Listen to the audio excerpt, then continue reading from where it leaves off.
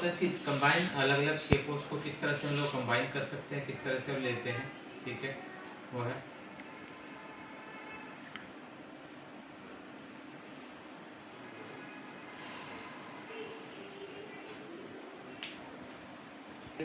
ठीक है। तो दो तीन चीज़ें और हम लोगों को पढ़नी है। सबसे पहले तो नाइफ वगैरह, इरेजर वगैरह जो हम लोग यूज़ करते हैं, ठीक है, तो किस तरह से आपको यूज़ करना है, ठीक है, तो शेपों को किस तरह से कंबाइन करना है। शेप बिल्डर हम लोग ऑलरेडी पढ़ चुके हैं, लेकिन उसको दोबारा फिर से हम लोग देख लेंगे क्योंकि ये नए हैं, तो ये भी देख लेंगे। Working with the path finder, उसके बाद हमारे पास आता है, उसके बाद कंपाउंड, अलग अलग पाथों को किस तरह से हम लोग कंपाउंडिंग पाथ बना सकते हैं, उसको स्प्रेड कैसे करते हैं, ठीक है। Use the bits tool, bits tool भी इसके अंदर एक टूल आता है, बहुत अच्छा टूल है, ठीक है, जिसके थ्रू हम लोग किस तरह से काम करते हैं। तो सबसे पहले मैं आपको समझा दूँ, बाकी चीज़ें तो आपको समझ में आ रही होगी। एक इसके अंदर यहाँ पे लिखा हुआ path finder, path finder panel जो है बेसिकली जो हम लोग पहले भी पढ़ चुके हैं, ठीक है, सिर्फ उसका नाम चेंज था। कोरल के अंदर शेपिंग बड़ा था, जिसके अंदर बेल्ट, रिम, इंटरसेक्ट वगैरह हुआ करता था। उसी तरह से फोटोशॉप के अंदर भी एक हमारे पास आता था कि मीन शेप ऐड सिलेक्शंस, सब सिलेक्शंस, इंटरसेक्ट, ठीक है। तो वो जो थे हमारे पास, उसी का नाम जो है यहाँ पे पाथ फाइंडर, ठीक है। यहाँ लेकिन पाथ फाइंडर जो बहुत डिटेल में पढ़ेंगे हम लोग, क्योंकि काफ़ी अच्छा है इसका, ठीक है, और बहुत अलग तरीके से काम करता है। तो किस तरह से हम लोग काम करते हैं, तो सबसे पहले जो इसके अंदर जो बेसिक हमारे पास जो दो टूल है, ठीक है, उनको समझ लेते हैं। बहुत आसान है।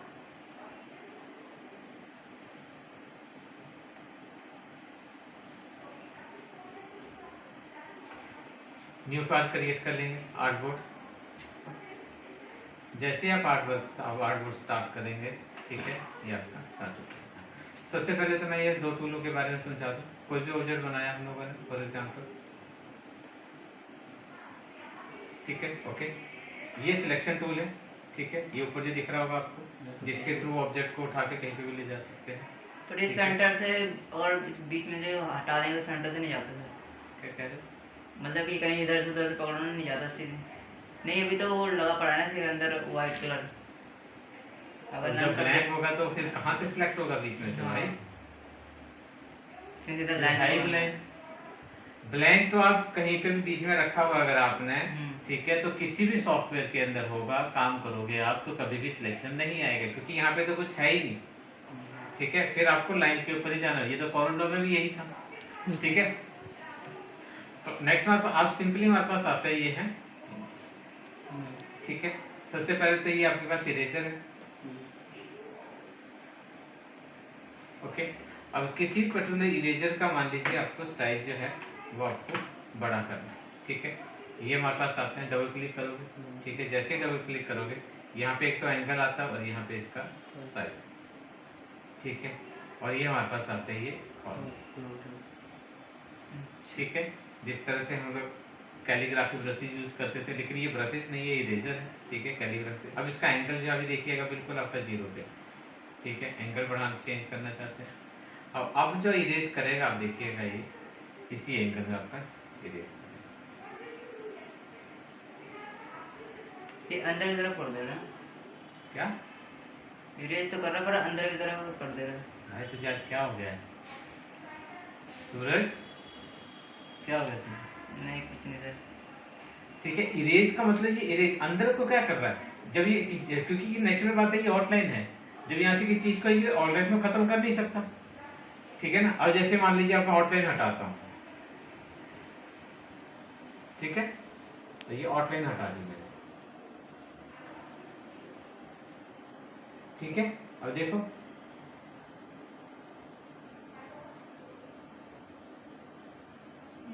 ओके, तो क्योंकि वो आउटलाइन थी, ऐसा लगेगा आपको अंदर की तरफ, अंदर जब कुछ नहीं जा रहा था, वो इस पार्ट को इरेज कर रहा था, ये देखिए, क्योंकि बाउंड्री तो अंदर पे ही है, वो करेगी। अब नेक्स्ट हमारे पास आता है सिंपली इसके अंदर सीजर, सीजर उसी तरह से सिंपल,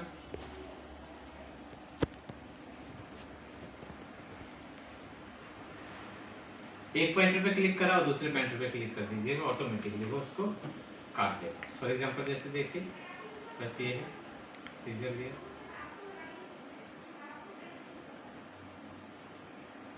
ठीक है, एक पॉइंट पे मैंने क्लिक करा था और दूसरे पॉइंट पे जाके मैंने सिर्फ ड्रैग मत कीजिएगा, ठीक है, नाइफ नहीं है, ये सीजर है, ठीक है। लेकिन उसी तरह से नाइफ जो काम करेगा आपका,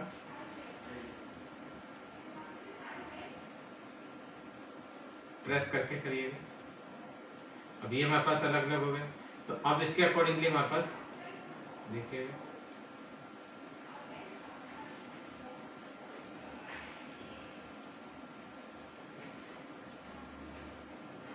ठीक है, क्योंकि ये नाइफ कहीं से जरूर रहेगी आउटलाइन, ठीक है, तो इस वजह से अलग नहीं कर रहे।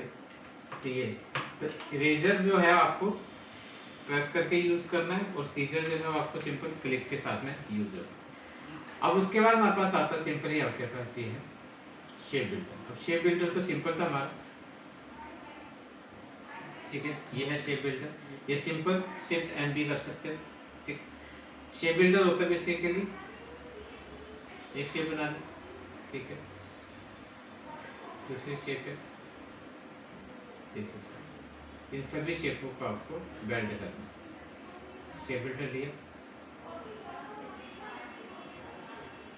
ठीक है, तो सबको बेल्ट करके अब ये जो काम है जो शेप बिल्डर कर रहा था वो सेम आपका पूरा के पूरा काम जो है वो आपका वो पाथ फाइंडर करता है। अब पाथ फाइंडर के लिए जो सिंपली हमारे पास आते हैं, ठीक है, या तो आप सिंपल कीबोर्ड के अंदर, ठीक है, आप ठीक है, यहाँ पे जैसे आप दो ऑब्जेक्टों को सिलेक्ट करोगे, ठीक है, ये मैंने ले लिया, जैसे सिलेक्ट करोगे तो यहाँ पे देखिए ये पाथ फाइंडर, ठीक है। तो जैसे आप पाथ फाइंडर को यूज करोगे, या तो क्योंकि ये तो इतनी आ रही है चार, तो चार तो उसके अंदर भी थी हमारी कॉर्नर के अंदर भी, ठीक है, और फोटोशॉप के अंदर भी, लेकिन जैसे इसको एक्सपेंड करेंगे तो यहाँ पे देखिए पूरा कर लेना चाहिए। अब इसको किस तरह से हम लोग देखते हैं, सबसे पहले देखिएगा इसके अंदर। अब उसकी जगह पे अगर मान लीजिए आप इसके अंदर पाथ फाइंडर को यूज करना चाहिए, ठीक है। अब देखिएगा, अब सिंपली हम सबसे पहले देते हैं बेल्ट। बेल्ट इसको सिंपली बोला जाता है ज्वाइंट करना, मीनिंग सबको कंबाइन करके एक करना। जैसे देखिएगा,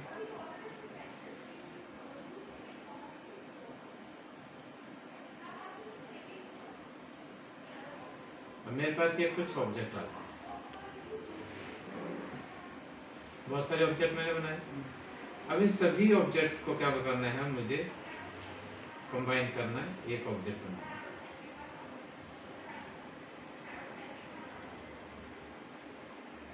मैंने इसको सबको सिलेक्ट करा,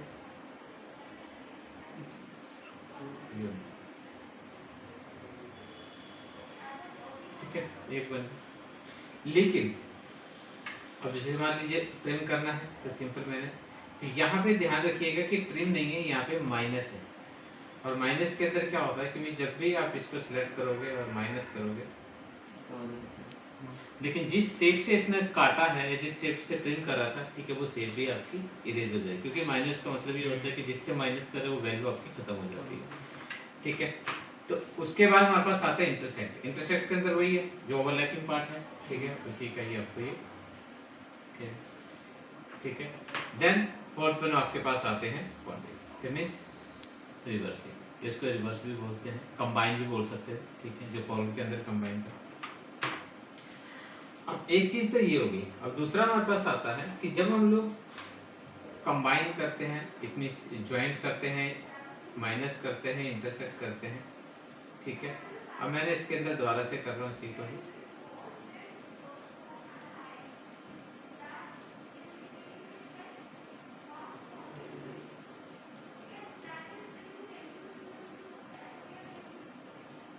अब मेरे पास ये कुछ होगा। मैंने ये सारे लगा, पहले क्या करा था हम, जैसे हम ज्वाइंट कर रहे थे तो सारी इकट्ठे ज्वाइंट हो जाते थे। अब उसको मॉडिफाई करना हो अगर आपको, ठीक है, तो आपके पास फिर यही है डायरेक्ट टूल जिससे मॉडिफाई कर सकते हैं, ठीक है।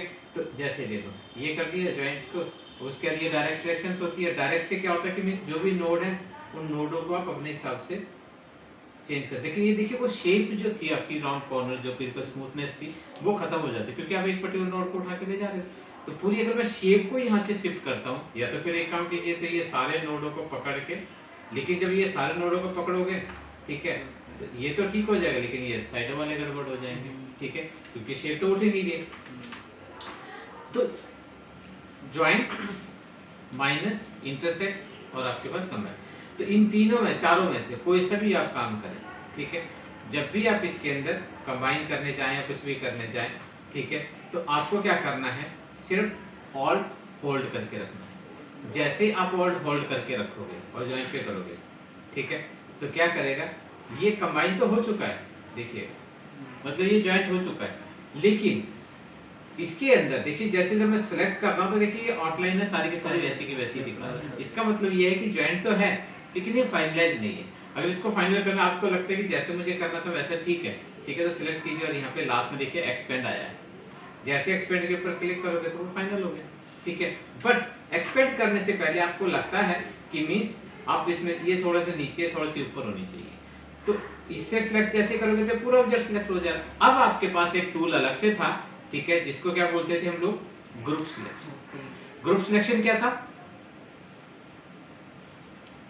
किसी भी ऑब्जेक्ट के अंदर जितने भी नोड हैं, ठीक है, उन सभी नोडों को सिलेक्ट कर लेता था। डायरेक्ट सिलेक्शन क्या थी कि मींस जिसमें से कोई पर्टिकुलर नोड, जिस नोड के ऊपर आपका क्लिक जाएगा वही नोड सिलेक्ट होगा, लेकिन मुझे इस ऑब्जेक्ट के सारे नोड सिलेक्ट करने हैं, ठीक है, तो फिर हम लोग यहाँ से ग्रुप सिलेक्शन, ठीक है। फिर उसके अलावा कोई भी टूल आपका काम नहीं करेगा। हाँ, अगर सारे करने हैं तो शिफ्ट दबा के आप एक एक नोड के ऊपर क्लिक करते हैं, लेकिन यहाँ पे तो 4 नोड है तो कोई दिक्कत नहीं, लेकिन कईयों के अंदर बहुत सारे नोड बने होते हैं तो बड़ा मुश्किल हो जाता है करना।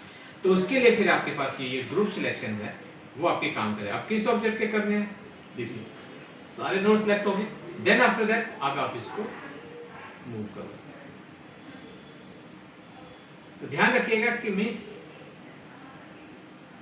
कोई शेप अगर आपको चेंज करनी है तो फिर आपने वही सिलेक्शन लिया,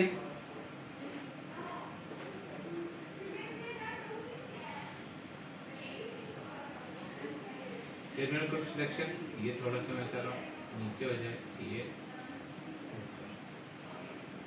इसकी शेप थोड़ी सी मैं चाह रहा हूँ चेंज करनी है। डबल क्लिक मत कीजिएगा क्योंकि डबल क्लिक से वो पूरा सिलेक्ट हो जाएगा। अब मुझे लगता है कि मीन्स जो मेरा करना था मेरा हो चुका है, ठीक है। देन इट मीन्स अगर होल्ड करके अगर आप इसको कंबाइन करते हैं, ज्वाइंट करते हैं, सॉरी माइनस करते हैं, ठीक है, सब्सट्रैक्ट करते हैं, लेकिन ध्यान रखिएगा ये इन चारों के अलावा नीचे वाले में कुछ काम नहीं करेगा। ऑल्ट प्रेस होल्ड करके अगर आप क्लिक करते हो तो आपके पास बीच में एक ऑप्शन देता है कि मीन्स अगर आप कुछ मॉडिफिकेशन उसके अंदर करना चाहते हैं तो कर सकते हैं, बशर्ते आपको जो सिलेक्शन लेनी होगी वो ग्रुप सिलेक्शन, ठीक है, ग्रुप सिलेक्शन से होगी। एक इंडिविजुअल नोड को सिलेक्ट करना तब तो डायरेक्ट सिलेक्शन है, लेकिन अगर ग्रुप ऑफ सिलेक्शन जो नोड सिलेक्ट करने हैं तो आपको फिर से आपका ग्रुप सिलेक्शन से काम करेगा। उसका साइज छोटा बड़ा करना हो, मूव बड़ा तो इसी से भी कर सकते हैं, लेकिन साइज छोटा बड़ा करने के लिए फिर आपके पास सिलेक्शन ही है, ठीक है। तो ये अब नेक्स्ट देखिए, सिंपली इसके अंदर है डिवाइड। डिवाइड जो होता है बेसिकली किसी भी पर्टिकुलर पार्ट्स को अलग अलग पार्ट्स में डिवाइड करना। जैसे एक और शेप है मेरे पास, अब मैं चाहता हूं कि इस शेप को मुझे कुछ पार्ट्स में डिवाइड करना है, ठीक है। इसके अंदर ये मुझे जो है 4-5 पार्ट में डिवाइड करना है, ठीक है, क्योंकि अगर ट्रिम करते हैं तो एक ही पार्ट मिलता है हम लोगों को, तो 4-5 पार्ट में डिवाइड करनी है। तो डिवाइड करने के लिए कोई भी टूल यूज कर सकते हैं। मैंने ले लिया लाइन, ठीक है, और मैंने जहां से भी डिवाइड करनी है ये लिया। आउटलाइन में थोड़ा कलर ले लेता हूँ, कोई सा भी अलग सा। अब मैंने क्या करा, ऑल्ट प्रेस करके, आपको पता डुप्लीकेट बनाने के लिए ऑल्ट प्रेस होल्ड करके रखिएगा और इसकी एक डुप्लीकेट बना, और कंट्रोल, उसके सिलेक्शन नहीं हटानी है, कंट्रोल डी मार के जाइए। तो क्या करता हूँ, उसी पर्टिकुलर चीज को रिपीट कर देता हूँ, ठीक है। अब मैंने थोड़ा सा इसको मूव कर रहा हूँ। अब जहां से भी जितने पार्ट्स हैं तो क्या करेगा, ये उतने पार्ट में उसको डिवाइड करेगा। जैसे मैं सिलेक्ट करता हूँ वैसे डिवाइड, ठीक है, डिवाइड हो गए। अनग्रुप का जी, ठीक है, या तो यहाँ से अनग्रुप कर लीजिएगा, कंट्रोल शिफ्ट जी भी कर सकते हैं, या फिर यहाँ से अनग्रुप। देन आपको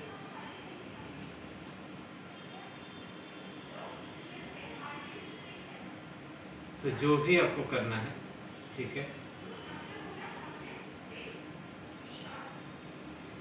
तो किसी भी पर्टिकुलर ऑब्जेक्ट में से किसी भी पर्टिकुलर पार्ट्स को अगर आपको डिवाइड करना हो, ठीक है, तो आप उसको डिवाइड कर सकते हैं। एक तो हो गया कि मीन्स आपने लाइनिंग के थ्रू डिवाइड करा है। लाइनिंग के थ्रू जब हम किसी भी ऑब्जेक्ट को डिवाइड करते हैं, ऑब्जेक्ट के साथ में भी कर सकते हैं, जरूरी नहीं कि आप लाइनिंग के साथ नहीं कर सकते। ऑब्जेक्ट जो भी आपने ले गए तो उसमें से वो डिवाइड करके वो कर देते हैं। तो दो चीजें जैसे मैंने पहले बताया था आपको, ठीक है, ऑब्जेक्ट को अगर डिवाइड करना है तब तो डायरेक्ट कर सकते हैं, लेकिन प्रॉब्लम आती है जब हम किसी भी पर्टिकुलर टेक्स्ट को, फॉर एग्जांपल जैसे मेरे पास ये है,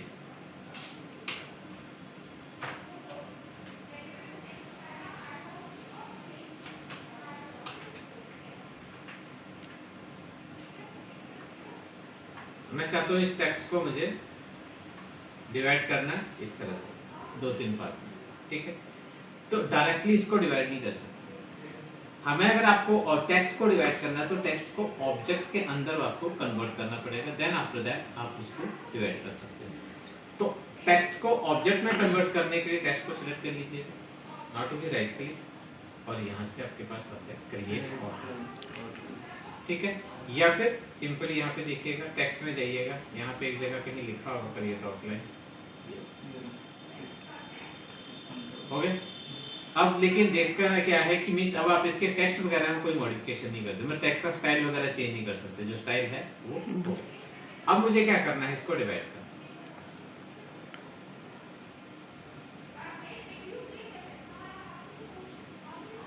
ठीक,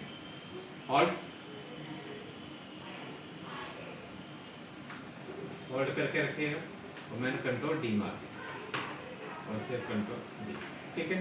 अब एक मिनट इसको देख लीजिए, ये है, ठीक। अब कई बार क्या होता है कि मैं चाह रहा था, मुझे अभी जो डिवाइड कर रहा था तो जो पार्ट जहां से डिवाइड हो रहा था वो आपको गैप का भी पता नहीं चल पा रहा था कि कितना गैप, मैं चाहता हूँ उसके बीच में मुझे गैपिंग चाहिए डिवाइड जब हो, ठीक है। तो उसके लिए आप पहले क्या करेंगे, आउटलाइन जो है वो आपको कितनी गैपिंग चाहिए उतनी आउटलाइन रख लिया ना, ठीक है।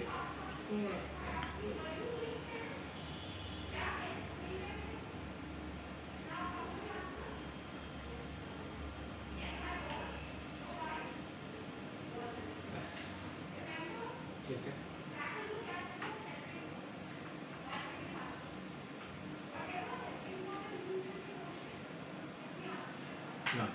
ओके। तो अब एक चीज ध्यान रखिएगा कि मैं जब आप आउटलाइन से किसी भी ऑब्जेक्ट को टर्न, अब जैसे सिंपल पहले मैं एक दिखा दूं प्रॉब्लम क्या है, जैसे हम लोग इसको करते हैं डिवाइड करते हैं, मैं तो इतनी मोटी लाइन दी थी, वो तो बस भी जैसे वैसी ही होगी, ठीक है, क्योंकि ये जो डिवाइड कर रहा है ये आउटलाइन की बिट के थ्रू डिवाइड नहीं कर रहा, ये जो डिवाइड कर रहा है ये वायर के थ्रू कर रहा है, जिस वायर के ऊपर आउटलाइन का ऑफसेट चढ़ा हुआ है। तो ऑफसेट जो होता है बेसिकली वो कोई भी ऑब्जेक्ट, ऑफसेट का मतलब होता है कि जैसे किसी चीज के एक परछाई मान लीजिए, तो परछाई इंडिविजुअली कोई काम नहीं करती, ठीक है, परछाई का तो कोई लेना देना ही नहीं है, जितना वो ऑब्जेक्ट, कई बार क्या होता है लाइट बिल्कुल पास से देखा तो परछाई कई बार बड़ी दिखाई देती है, तो इंसान तो बड़ा नहीं होता ना, इंसान तो उतना ही रहता है, ठीक है, अगर पास से होता तो कई बार वो पतली हो जाती है, ठीक है। तो उसी तरह से हमारे पास जो आउटलाइन होती है, आउटलाइन जो है बेसिकली एक सिंपल सी एक वायर है, मतलब पतली सी एक वायर है, ठीक है, 0 पॉइंट की, ठीक है, उसकी विड्थ आप बढ़ा सकते हैं, वो दिखती आपकी बड़ी है, लेकिन डायरेक्ट वैसी की वैसी है, उसी सॉफ्टवेयर से हम प्रिंट आउट निकालते हैं, कोई दिक्कत नहीं है, वैसी आ जाती है। लेकिन उसके थ्रू कुछ करना चाहें, ठीक है, जैसे मान लीजिए उसके थ्रू, वायर के थ्रू मान लीजिए किसी को काटना है, ठीक है, तो वायर की आप सोच रहे हैं कि वायर अगर आपने मोटी कर दी तो हम किसी चीज को काटेंगे तो उस वायर से उतनी मोटे नहीं कटेगा, कटेगा उतने जितना वो वायर की साइज होगा, तो वायर की एक धागा, तो लेकिन मुझे जो कटिंग करनी है वो तो मुझे इतनी ही करनी है। तो अब आपको थोड़ा सा क्या करना पड़ेगा कि जो मेरी आउटलाइन है, आउटलाइन को मुझे क्या करना पड़ेगा, ऑब्जेक्ट में कन्वर्ट करना है, जो इसका ऑफसेट बना हुआ है वो ऑफसेट परछाई ना बनके पूरा इंसान बन जाए, ठीक है। तो ऑफसेट जो भी है ये, तो ऑफसेट को मुझे क्या करना पड़ेगा, कन्वर्ट द शेप। तो किसी भी आउटलाइन के ऑफसेट्स को ऑब्जेक्ट में कन्वर्ट करने के लिए, जैसे कोरल के अंदर कन्वर्ट आउटलाइन टू ऑब्जेक्ट था, इसके अंदर सिंपल आप क्या कीजिएगा, ऑब्जेक्ट में जाके यहाँ पे एक्सपेंड कर दीजिए, सिंपल, ठीक है। जैसे एक्सपेंड कीजिएगा तो पूछेगा आपसे एक बार, तो अब ये आपकी आउटलाइन नहीं है, बस ये ध्यान रखिएगा, अब ये आपका क्या है, ऑब्जेक्ट। अब जब मैं कलर करूंगा तो इससे कलर करेंगे तो इस ऑब्जेक्ट के ऊपर एक लाइन चढ़ जाएगी, लेकिन अब क्योंकि ऑब्जेक्ट है यहाँ पे देखिए ब्लैंक हो गया, ठीक है। अब जो भी कलर होना होगा वो कलर इससे होगा, फिर से, क्योंकि आपका ये ऑब्जेक्ट बन चुका है। अब इसको अगर मैं ट्रिम करता हूँ, सॉरी डिवाइड करता हूँ, तो जितना मेरा पार्ट था उसके हिसाब से अब मैंने डिवाइड करा है। अब थोड़ा सा ध्यान से देखिएगा, मैंने तो उसी पार्ट को करा, तो डिवाइड जो है, अब मैंने इसको डिवाइड करा तो देखिएगा कितने पार्ट बने होंगे इसके, अब मैं इसको और थोड़ा अनग्रुप करके दिखा दूँ आपको, क्योंकि जब डिवाइड करते हैं तो ये पूरा ग्रुप हो जाता है।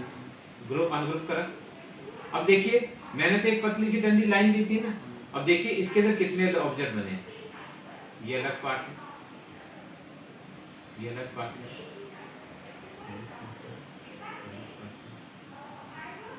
डिवाइड तो हुआ है लेकिन मल्टीपल शेप, जो भी ज्वाइंटिंग थे जितने भी, जैसे शेप बिल्डर काम करता था, ठीक है, कि जहां जहां पे भी आपकी ओवरलैप हो रही है लाइनें, जहां क्रॉस कर रही हैं, उसके हिसाब से देखिएगा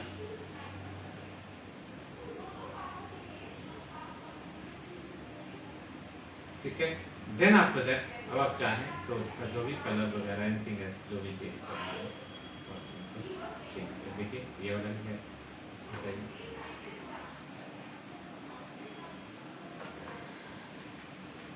ठीक है। ओके, तो डिवाइड जो है, एक तो ऑब्जेक्ट से डिवाइड कर सकते हो, आउटलाइन से करना है तो आपका उसी के अकॉर्डिंगली रहेगा आपका, लेकिन गैपिंग अगर आपको डिवाइड करवानी है अगर आपको, ठीक है, तो आपको पहले आउटलाइन को ऑब्जेक्ट में कन्वर्ट कर लीजिएगा, ठीक है, देन आफ्टर दैट आप इसको डिवाइड कर सकते हो। नेक्स्ट वन हमारे पास आता है सिंपली, इसके अंदर ये है ट्रिम, जो नॉर्मली हम सिंपली मैंने कर लिया, ओके, एक ऑब्जेक्ट लिया, इसके अंदर दूसरा ऑब्जेक्ट, अब मैंने इन दोनों को सिलेक्ट किया, अब मुझे ट्रिम करना है तो सिंपल ट्रिम करना है। अब लेकिन ट्रिम जब करेगा ट्रिम तो हो चुका है, लेकिन वो ग्रुप होकर आएगा, ठीक है, एक बार अनग्रुप कीजिएगा तो इसके पीछे का पार्ट देखिए कट चुका है। उसी तरह से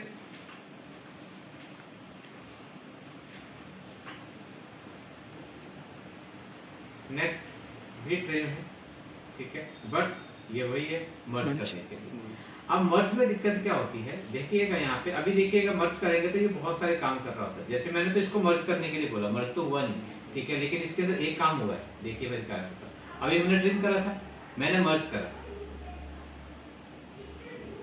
ठीक है, तो ये तो ट्रिम की तरह ही काम करने लग गया, ठीक है, लेकिन ये ट्रिम की तरह काम नहीं कर रहा, ठीक है। अब ये करता क्या है असल में, अब मैं वो बताता हूँ।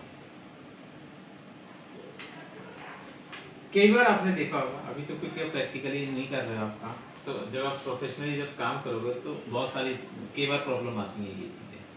अब होता क्या है कि जब हम लोग मल्टीपल कोई भी ऑब्जेक्ट बनाते हैं, फॉर एग्जांपल मैं सिंपल से मैं बताता हूँ आपको, मेरे पास एक ये लोगो, ठीक है, मैंने एक लोगो बनाया, उसके बाद मान लीजिए मेरे पास एक ये है और एक ये मेरे पास एक लोगो बना हुआ है, ठीक है, थोड़ा मैं इसको और ये मेरे पास लोगो, ठीक है, अभी एक जैसे दिखाई दे रहा है, लेकिन मैं चाह रहा हूँ कि इनके बीच में ना जहाँ से ये क्रॉस हो रहा है यहाँ पे कटिंग आए, मतलब वाइट मतलब बिल्कुल हुआ। तो कई लोग क्या करते हैं, इसको उठाया और अपने क्या करा, यहाँ पे मोस्टली आउटलाइन कर दी, वाइट कर दिया, तो चल गया, तो आपको गैप भी दिखाई दे रहा है, ठीक है, पता चल रहा है। लेकिन अभी तो आपको गैप दिखाई दे रहा है, लेकिन जब आप इस पर्टिकुलर ऑब्जेक्ट को, ठीक है, किसी ऐसे ऑब्जेक्ट की जगह पे रखेंगे जहाँ पे बैकग्राउंड में कोई कलर होगा, तब आपको इसकी असलियत पता चलेगी कि असल में हुआ क्या। अब देखिएगा,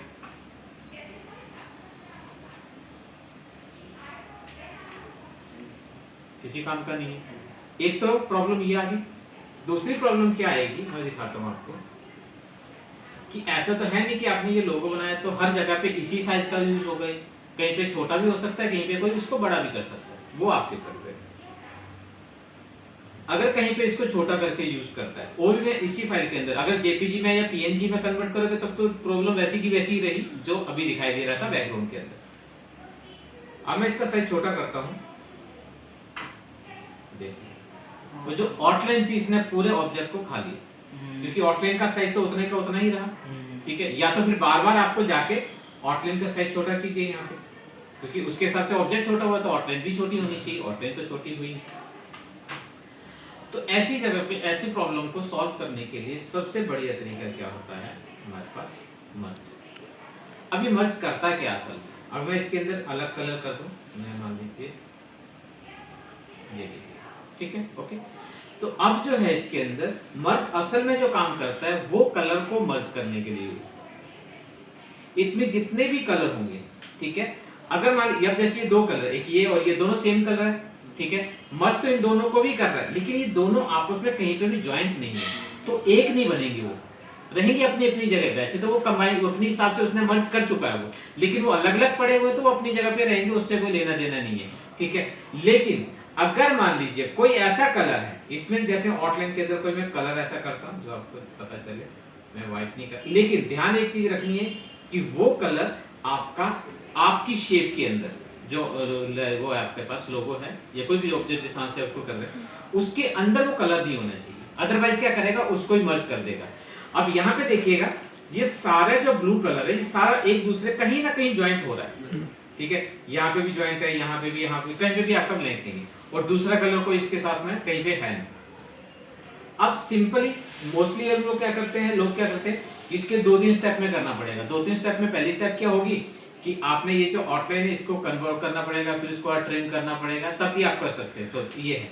लेकिन यहाँ पे देखिएगा सिंपली आपको मर्ज, बट मर्ज जैसे ही हम लोगों ने करा तो वापस ये वही हरकत करी जो इसने पहले करी थी, ठीक है। अब ये क्यों नहीं करा इसने, थोड़ी देर पहले मैंने आपको एक चीज बताई थी कि ये जो आउटलाइन होती है एक वायर है, तो वायर तो अपना कोई कलर होता ही नहीं है, उसका कुछ भी नहीं है। तो जैसे ही इसने मर्ज करा, ठीक है, तो उसको कलर तो मिला नहीं, वो वायर सी मिली, वायर का कलर था ही नहीं, ठीक है, तो उसने उसको वो मर्ज कर दिया। तो सबसे पहला काम क्या करना है वो तो आपको, ठीक है, एक्सपेंड कर दिया। एक्सपेंड करने के बाद फिर आप क्या करेंगे, इस पूरे को सिलेक्ट करा और यहाँ से मर्ज कर दिया। अब ये थोड़ा सा मैं जूम करके दिखा दूं आपको प्रॉब्लम क्या है, क्या किस तरह से। यहाँ पे देखिएगा ये जो दिखाई दे रहे हैं 2 लाइन है, ये जो है, ये जो ऑब्जेक्ट, ये जो ऑरेंज कलर है वो यहाँ तक है, ठीक है, और ये जो आउटलाइन है ये यहाँ से यहाँ तक ये आउटलाइन है। तो इसमें 2 वायर 3 वायर दिखाई दे रही है, सबका ऐसे ही है। इसका ग्रीन कलर यहाँ तक है, तो इसका वायर यहाँ पे दिखाई दे रही है। ये जो ऑब्जेक्ट है, ये जो आउटलाइन बनाई थी जो हमने ऑब्जेक्ट करी है, तो एक यहाँ पर एक यहाँ पर है। अब जैसे इसको मर्ज करोगे, थोड़ा यहाँ ध्यान दीजिएगा, यहाँ पर यहीं से पता चल, जैसे ही मर्ज करोगे आप बीच की वायर गायब होगी। बीच की वायर गायब होने का मतलब हो गया तो ये जो ऑब्जेक्ट था मेरा, इस ऑब्जेक्ट जो यहाँ तक जा रहा था इसको यहाँ से इसने ट्रिम कर दिया। तो 2 काम हुए, एक उसके पीछे जो ऑब्जेक्ट था उसको ट्रिम करा, दूसरा काम क्या हुआ कि जो सेम कलर जितने भी थे वो सब के सब एक ही वायर में ज्वाइंट होके आ गए। अब देखिए ध्यान से, नहीं तो अदरवाइज यहाँ पे देखिए इस तरह से था ना, क्योंकि पार्ट तो अलग ही था वो। जैसे इसने ज्वाइंट करा, यहाँ पे देखिएगा अब ये पूरी की पूरी जो लाइन वो है, आउटलाइन है, वो आपकी एक ही ऑब्जेक्ट बन चुका है। अब पहले अनग्रुप कीजिए, हो गया। उसके बाद एक के ऊपर क्लिक कीजिए, या फिर ये कलर है, कलर से ले लिया, देन उठा के इसको आप अलग कर दीजिए। अब आप इसको छोटा करो, बड़ा करो, बैकग्राउंड पे लगाओ, ये देखिए एक मिनट, ये ठीक है, क्योंकि वो भी ध्यान रखा करो, क्योंकि कई बार में या फिर मान लीजिए इस तरह से नहीं पता चल जाता है तो आप वायर फ्रेम ऑन करके देख लिया करो, कंट्रोल वाई कर लिया करो।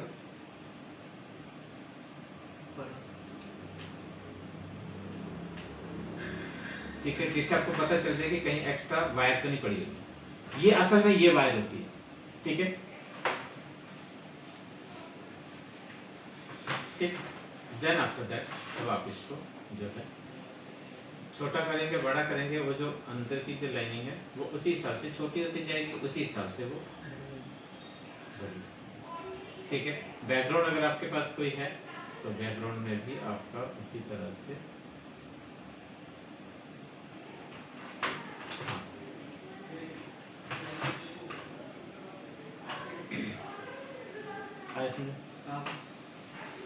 तो ये है। अब नेक्स्ट हमारे पास आता है सिंपली इसके अंदर, ये तो सिंपल आसान है क्रॉपिंग करना, ठीक है, जो भी ऑब्जेक्ट है।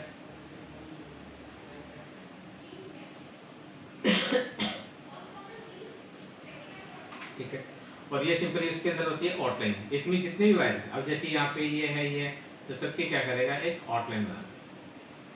अब इसको अनग्रुप कीजिएगा जरा एक बार, देखिए ये जो काम है ये अलग बना, ये अलग, ये अलग, ठीक है। तो जितने भी जॉइंटिंग कर सकती है वो आउटलाइन को क्रिएट करके वो दे देता है। इसका भी यूज करेंगे हम लोग, ठीक है, आगे जब हम लोग कलर के साथ में काम करेंगे तो मैं बताऊंगा इसका यूज भी है, आप वायर आउटलाइन के थ्रू। ये माइनस बैक, वो फ्रंट को करता है, ये बैक को घुमाएगा। सिंपल।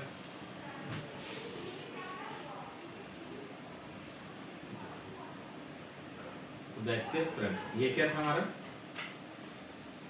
फ्रंट टू बैक, ठीक है। तो सिंपल आपके पास ये है पाथ फाइंडर, ठीक है, ओके। ये तो अब नेक्स्ट हमारे पास आता है सिंपली इसके अंदर, ओके, कंपाउंड पाथ, ठीक है। कंपाउंड पाथ होता है बेसिकली सारे पाथों को कंबाइन करके किस तरह से आपके, जैसे मान लीजिए हमारे पास है, ठीक है। तो कंपाउंड पाथ देखना चाहते हो अगर आप, इट मींस पाथ तो एक ही है, ठीक है। जितना भी आपका ओवरलैप होता है, ठीक है, वो आपका फिट के अलग हो जाता है। तो ये आपके कंपाउंड पाथ होता है। कंपाउंड पाथ जो मोस्टली जो होता है उनको अलग करने के लिए कंपाउंड पाथ, आप जैसे पी है, पी जो है ना ये कंपाउंडिंग पाथ है, वो आपका कभी भी एक पाथ कंबाइन मतलब अलग अलग पाथों को कंबाइन किया गया है, वो एक पाथ नहीं है। जैसे ओ है, ओ में के एक बड़ा सर्कल है, उसके अंदर छोटा सर्कल है, उसको कंबाइन कर दिया तो कट के अलग दे बीच का पार्ट आता है, तो उसको इन पाथों को बोला जाता है कंपाउंड पाथ, ठीक है। तो ये है। तो अब इसके अंदर आपको करना क्या है, तो अभी जो मैं बता रहा हूँ, ठीक है, आसान है। कुछ जगह पे आपको ट्रिम, इंटरसेक्ट और वही सारा का सारा, ठीक है। एक मिनट में इंपोर्ट कर दूं।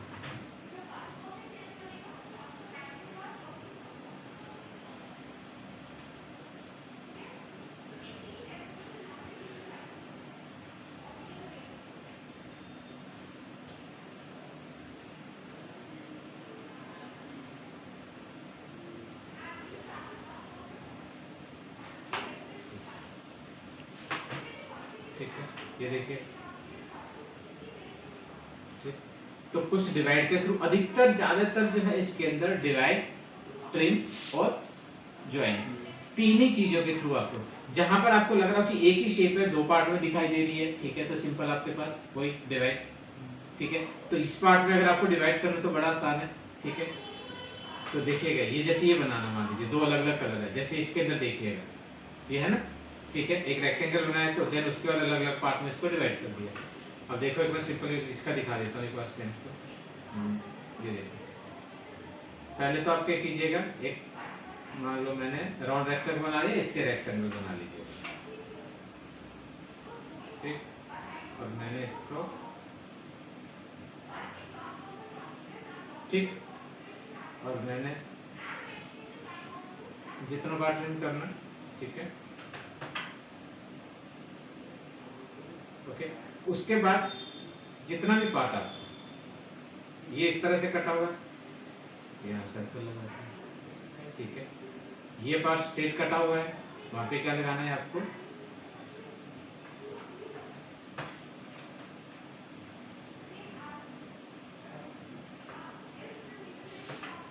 लाइनिंग थोड़ा सा ऐसा कलर ले लीजिएगा, ठीक, ओके। और प्रेस करा, कंट्रोल डी,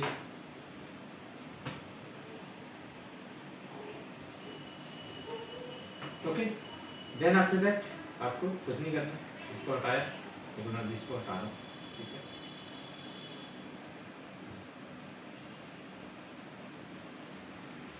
सारे सेलेक्ट करें और क्या कर दिया, ठीक है, कंट्रोल से F9 कर देना, इनको सिंपल कंट्रोल करा। एक पार्ट ऐसा था जिसकी जरूरत ही नहीं है हम लोगों को, तो बाकी के अंदर आप इसके अंदर कलर, तो अधिकतर कुछ शेप है, ज्यादातर शेप है, ये तो सिंपल आपके पास, ठीक है। एक शेप बना लीजिएगा, देन इसको ट्रिम कर दीजिएगा। ये शेप बिल्डर उसकी हुई है, ठीक है, और डिवाइड भी कर रखा है, ये देखिएगा। तो सिंपली आपके पास ये, अगर ये पूरा का पूरा बना लेते हो अगर आप, ठीक है, तो पाथ फाइंडर और शेप बिल्डर, ठीक है, किसी भी चीज में कोई दिक्कत नहीं है। और ये अगर आपको अच्छी तरह से आ गए तो किसी भी तरह का कोई भी आपका इलस्ट्रेशन अगर आपको बनाना है,